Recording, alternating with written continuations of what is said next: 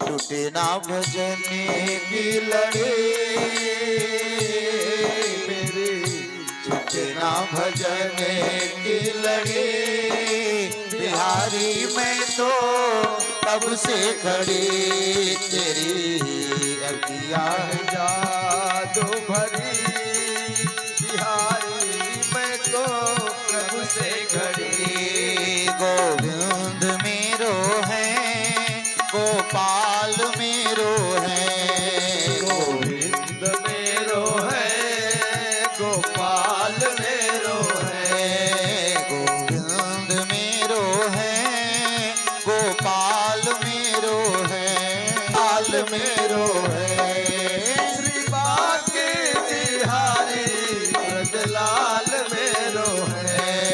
गोविंद मेरो है गोपाल मेरो है।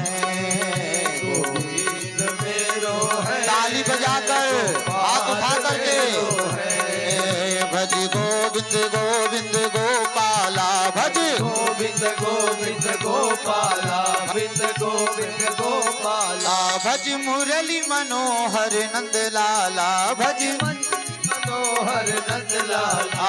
यशोदा के लाला गोपाला, यशोदा के लाला गोपाला। भज गोविंद गोविंद गोपाला भज गोविंद गोविंद गोपाला भज गोविंद गोविंद गोपाला भज गोविंद गोविंद गोपाला। गोविंद गोविंद गोपाल। बोलिए बांके बिहारी सरकार की जय हो। कृष्ण बलराम जा रहे हैं, जब तक रथ की ध्वजा दिख रही है तब तक सभी गो बिरहा तुरा वृषम ब्रज श्रियः कृष्ण विषक्त मानसम विसृज्य लज्जाम रुरुरुस सुस्मरं गोविंद दामो दर माधवी। रात्रि का समय होता है, वहीं यमुना जी के किनारे रात्रि विश्राम करते हैं। प्रातः काल अक्रूर जी यमुना जी में स्नान करने के लिए प्रवेश किए। मन में सोच रहे कि इतने नन्हे नन्हे कुमार कंस तो इन्हें मार देगा। ऐसा मन में भ्रांति, मुझे दोष लगेगा, मैं ही लेके जा रहा हूं। जैसे ही यमुना जी में डुबकी लगाए, क्या देख रहे हैं यमुना जी के भीतर कि शीश सैया पर सिंहासन लगा करके वही मुरली वाला जो रथ में बैठा है वही यमुना जी में भी बैठा है। अब तो घबरा करके सिर बाहर निकाले, देखते हैं कि रथ में भी बैठा है। बोले कि कहीं मैं निद्रा में तो नहीं। जैसे पुनः जल में डुबकी लगाए, भीतर से आवाज रे क्यों काका, क्या देख रहे हो? अरे जो ऊपर है वह मैं ही हूं और भीतर वाला भी मैं ही हूं, चिंता ना करो। अब तो अक्रूर जी के मन से जितनी भ्रांतियां थी सब नष्ट हो गई। अक्रूर जी समझ गए यह तो परम पिता परमात्मा है। लेकर के जाते हैं मथुरा में। अब तो सबको लग गया कि तारनहार आ गए, सबको यह लग गया कि तारनहार आ गए। सभी लोग निडर होकर पुष्प वर्षा कर रहे हैं। कृष्ण और बलराम जी अक्रूर जी से बोले कि काका, बोले क्या बात है, जरा सा मथुरा घूम के आते हैं। बोले कि मथुरा घूम के आते हैं। बोले बेटा देख लेना कौन से तुम्हारा शत्रु है। बोले कि देख लेंगे। काका घबराओ मत। कृष्ण बढ़ते बढ़ते चले गए। अब सखा भी मित्र भी पहले पहुंचे हुए हैं। बोले कि कन्हैया, हम लोग मुख्य अतिथि बन के आए हैं मेले में और ऐसे ऐसे वस्त्र पहन के आए हैं। अरे वस्त्र की व्यवस्था करो। तो कृष्ण बोले हाँ हाँ तुम ठीक कह रहे हो, हमें भी राजसीय वस्त्र जैसा होना चाहिए।